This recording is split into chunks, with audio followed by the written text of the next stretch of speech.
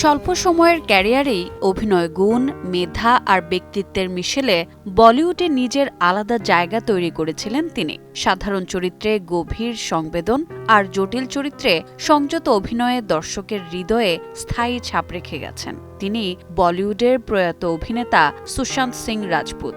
২১ জানুয়ারি তার জন্মদিন। পাটনায় জন্ম নেওয়া সুশান্ত ছোটবেলা থেকেই প্রশ্ন করতে ভালোবাসতেন। আকাশ কেন নীল, তারার আলো আসে কোথা থেকে, মানুষ কেন স্বপ্ন দেখে। অল্প বয়সে মাকে হারানো তার ভেতরের জগৎটা বদলে দেয়, কিন্তু সেই শূন্যতাই যেন তাকে আরো গভীরে ভাবতে শিখিয়েছিল।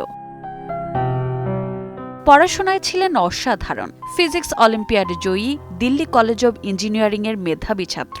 ভবিষ্যৎ ছিল নিরাপদ, কিন্তু মনটা আটকে ছিল অন্যখানে, মঞ্চে, গল্পে, মহাকাশে। ইঞ্জিনিয়ারিং ছেড়ে নাচ, থিয়েটার আর অভিনয়ের পথে হাঁটা ছিল সাহসের সিদ্ধান্ত, নিজের প্যাশনকে বেছে নেওয়ার।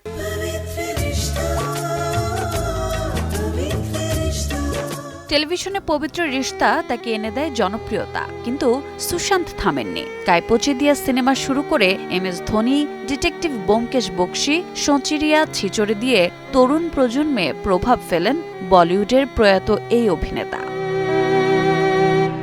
২০২০ সালের ১৪ জুন একটা খবর থমকে দিয়েছিল পুরো দেশকে। মাত্র ৩৪ বছর বয়সে থেমে যায় সুশান্ত সিং রাজপুতের জীবনের যাত্রা। রোজা চৌধুরী, সময় সংবাদ।